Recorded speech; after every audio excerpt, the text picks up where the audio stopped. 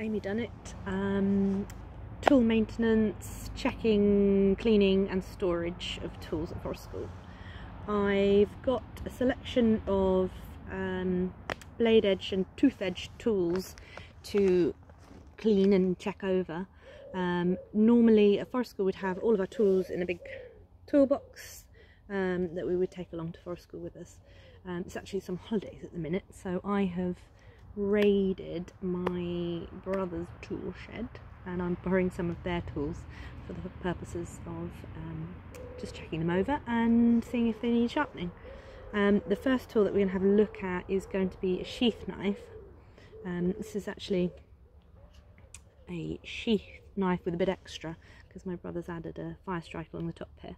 It doesn't need sharpening today, it's already very, very sharp, but it's very similar to the ones that we do have at Forest School. So I would get it out of its sheath in the same way. They kind of click as you put them in, so you know they're in properly. But I'll take it out and have a little look, check the handle's not damaged in any way. It's still got a good grip, it does. And then check that the blade's clean and there's no dirt or anything on there. One thing that does corrode the blades of any tool really quickly is if you put it on directly onto soil or onto the ground. So I always make sure that when it's not in use but about to be used again, it's put down on a tarp or something facing inwards towards me, so that it's not going to be affected by the soil or corroded in that way. Yeah, so we know this is a sharp knife, so it doesn't need sharpening, so we've just checked it, and I'm going to pop it back in its case. We've also got, for extra safety with this one, see it's clicked so I know it's in properly, a little rubber band on the top, just to make sure that when you're walking around taking it to site, it's not in use, it's not going to wobble out of its case. So that's that. The bladed little knife that I'm going to be sharpening today is a little pocket one, which does need a little bit of a sharpen. So we open it up like that until it clicks, so we know that it's open properly. And then I've got my whetstone here. You can either use water or oil to lubricate it. I'm going to use water. I've got a bit of water here, put it on the top. Don't need too much.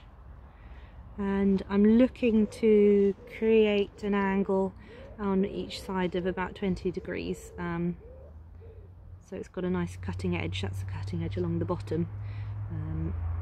This is the handle, it's got quite a nice grip on this as well. I've have a quick check over of the handle, all looks in good condition. Right, so I've lubricated my whetstone. I've got it sat on something so it doesn't move as I try and sharpen the knife. I'm going to just use moderate pressure and try and keep to the same angle, moving the knife away from me and into the whetstone from the top to the bottom to the top of the whetstone. 3, 4, 5. Trying to keep a consistent pattern as I do it, and then I need to do the other side.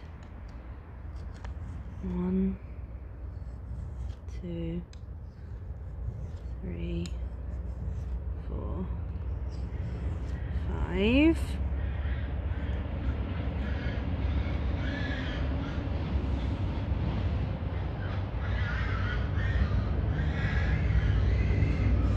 One, 2, 3, 4, 5, and I just keep at it until I'm happy that the knife's edge, yeah, it's a bit sharper, yeah, it's sharper. And then I'm going to pop it away.